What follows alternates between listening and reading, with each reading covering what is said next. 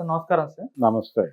Sir Rama మందిర ప్రతిష్టాపన రోజే నిజమైన స్వాతంత్రం వచ్చింది అని చెప్పేసి ఆర్ఎస్ఎస్ చీఫ్ మోహన్ భగవత్ గారు చేసిన కామెంట్స్ ఇప్పుడు కాస్త అంటే విమర్శలకు దారితీస్తున్నాయి.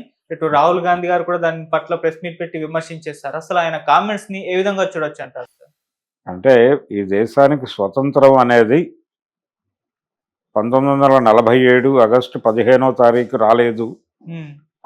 అది రామజన్మభూమి వివాదం ముగిసి రామమందిర నిర్మాణం మొదలై పూర్తయినటువంటి సందర్భంగా మాత్రమే వచ్చింది ఈ దేశానికి స్వతంత్రం అనేది ఆయన ఎస్టాబ్లిష్ చేయదలుచుకున్నటువంటి ఫ్యాక్ట్. ఆయన కోణంలో, ఎవరు మోహన్ భగవత్ కోణంలో దాన్ని నమ్మేవాళ్ళు నమ్ముతున్నారు ఇప్పటికంటే. కాంగ్రెస్ పార్టీ అనేది ఎక్స్టెన్షన్ ఆఫ్ బ్రిటిష్ రూల్ అన్న పద్ధతిలో ఒక నేరేషన్ ఇచ్చేసి ఉన్నారు వీళ్ళు ఆల్రెడీ. ఆ నేరేటివ్ని నమ్మిన వాళ్ళకి ఆ వ్యాఖ్యలు చాలా దమ్ముతో చెప్పిన మాటలుగానే కనిపిస్తాయి. కానీ మోహన్ భగవత్ చేసినటువంటి వ్యాఖ్యలు అది హిందుత్వ ఈ దేశంలో ఒక విజయం సాధించింది అనేటువంటి ఒక సెలబ్రేటివ్ టోన్లో చెప్తున్నాడు ఆయన. రామ మందిర నిర్మాణం జరపగలిగావంటే మమ్మల్ని గెలవటం అనేది అంత ఈజీ కాదు. మేము ఇది అసాధ్యము అని ప్రపంచం అంతా అనుకున్నది సాధ్యం చేశాం. అదే సాధ్యమైనప్పుడు రిపీటెడ్గా ఎన్నికల్లో గెలవటం మాకు సాధ్యం కాదా? ఇంకొకసారి మిమ్మల్ని అధికారంలోకి రాణిస్తామా అని ఒక రకంగా సవాల్ విసిరినట్టుగా చూడాలి. ఇది ఆయన ఏదో వేగ్గా అనలేదు ఆ మాట. ఇది మేము సక్సెస్ఫుల్గా ఈ ప్రాజెక్ట్ కంప్లీట్ చేశాం. సో ఇంకా చాలా ప్రాజెక్ట్స్ ఉన్నాయి వాళ్ళ దగ్గర. ఇప్పుడు మధుర ఆలయం గొడవ ఉంది. మధుర కృష్ణ జన్మభూమి వివాదం అంటే కృష్ణుడు చెరసాలలో పుట్టాడని కదా మన నమ్మకం. ఆ చెరసాల పైన ఒక మసీదు ఉంటుంది. చెరసాలలోకి వెళ్ళొచ్చు. మధుర గనక ఎవరన్నా పర్యాటకులు వెళితే చూపిస్తారు. ఆ లోపలికి తీసుకెళ్ళి ఇదే శ్రీకృష్ణుడు జన్మించిన జైలు అనే చూపిస్తారు కొన్ని అక్కడ. అది చూసి దండం పెట్టుకుంటారు జనాలు. బయటకు వచ్చినప్పుడు అదిగో పైన మసీదు ఉందని చెప్తారు. అందుకని మనం ఇలా కింద నుంచి వెళ్లాల్సి వచ్చింది అని చెప్తారు. అది పగలగొట్టేసి అక్కడ ఒక గుడి కట్టాలనేది ఒక ప్రోగ్రాం నినాదం చాలా కాలంగా ఇస్తున్నారు. ఇలాంటివి చాలా ఉన్నాయి. ఆ మధ్య మన ఇతను తెలంగాణకు చెందినటువంటి భారతీయ జనతా పార్టీ నాయకుడు సంజయ్ ఒక అద్భుతమైన మాట అన్నాడు. మొత్తం తవ్వేద్దాం, అన్నీ ఎక్కడ మసీదులు ఉంటే అక్కడల్లా తవ్వకాలు జరిపేద్దాం, శవాలు వస్తే మీకే ఇచ్చేస్తాం, శివాలు వస్తే మాత్రం మేము గుళ్ళు కట్టేసుకుంటాం అన్నాడు. దాదాపుగా అదే లెవెల్ స్టేట్మెంట్ ఇది కూడా. అంటే మేము ఒక అద్భుతమైన విజయం సాధించటం మాత్రమే కాదు, అసాధ్యం అన్నది సుసాధ్యం చేసినటువంటి ఒక దీనిలో ఉన్నాం, మేము ఒక ఫ్లోలో ఉన్నాం. కాబట్టి ఇప్పుడు మమ్మల్ని కంట్రోల్ చేయటం అనేది మీ వల్ల కాదు. మేము అన్కంట్రోలబుల్ సిచ్యువేషన్లోకి వచ్చేసాం. ఇంకా ఎట్టి పరిస్థితుల్లోనూ ఈ దేశంలో ఇంకొక జెండా ఎగరనివ్వం. పర్టికులర్గా సెక్యులరిజం మీద వాళ్ళ అటాక్ ఉంది. సెక్యులరిజం అనేటువంటిది నమ్ముతున్న వాళ్ళకి ఒక ప్రత్యామ్నాయంగా కాంగ్రెస్ పార్టీ కనిపించి ఈ నినాదాన్ని గనక చూసి వాళ్ళందరూ రియాక్ట్ అయి తనకు అనుకూలంగా ఓటేస్తే గెలిచేస్తాను అని ఆయన అనుకుంటున్నాడు. ఎవరు? రాహుల్ గాంధీ. అందుకని ఆయన సీరియస్గానే ఖండించాడు మోహన్ భగవత్ వ్యాఖ్యల్ని.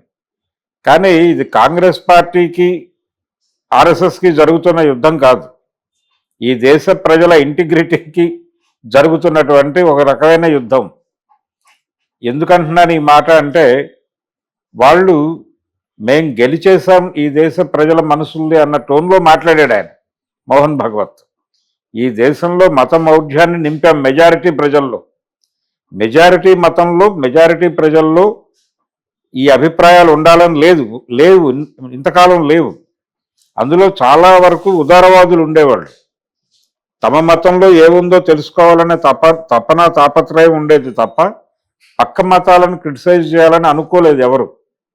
అందుకనే ఈ దేశంలో రామజన్మభూమి అనే వివాదం, ఆ గుడి కట్టించేస్తారు, మసీదు కూలదోస్తారు అని ఎవరు కల్లో కూడా ఊహించలేదు.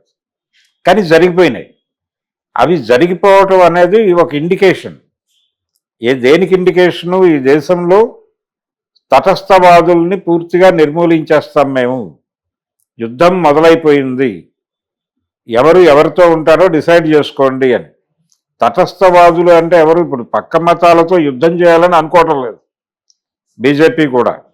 భారతీయ జనతా పార్టీ లేకపోతే ఆర్ఎస్ఎస్, సంఘ్ పరివారు వీళ్ళు ఇప్పుడు ఈ దేశం నుంచి ముస్లింలను గెంటేయటము మరొకటో వాళ్ళ ప్రోగ్రాం కాదు.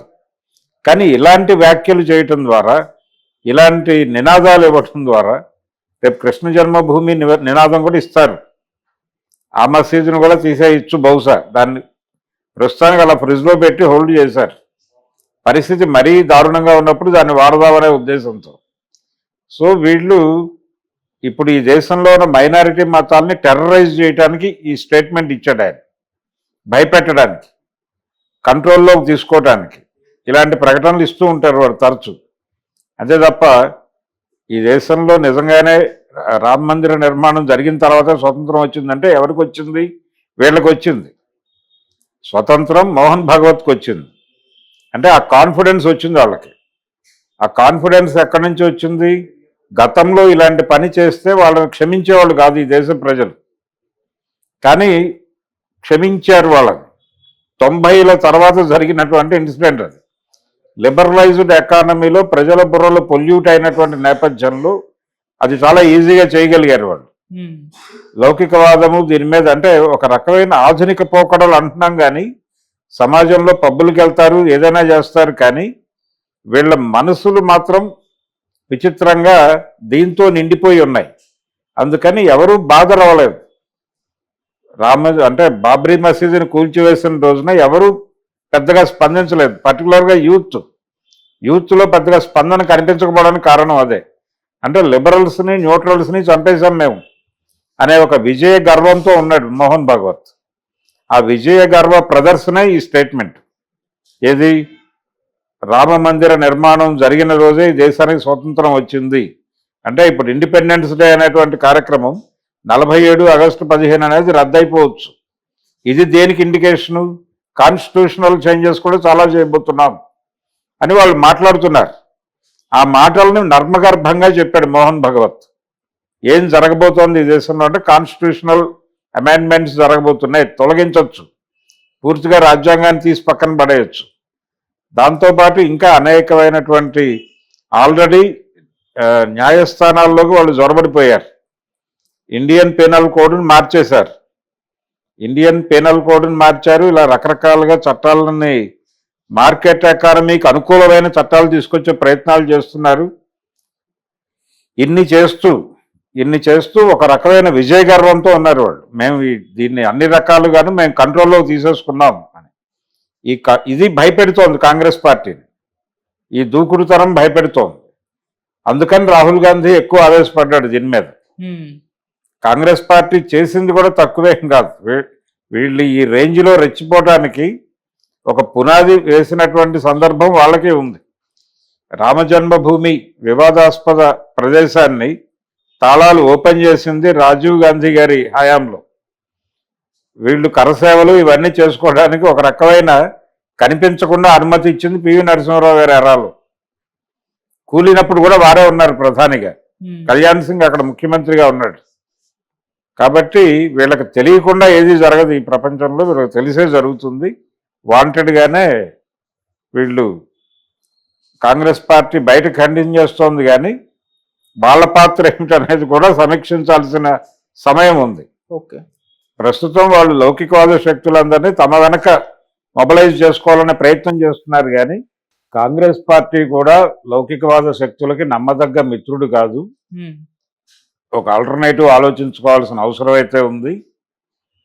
ఈ దేశంలో మార్కెట్ ఎకానమీని ప్రవేశపెట్టిన పార్టీగా కాంగ్రెస్ పార్టీని చూడాల్సి ఉంటుంది.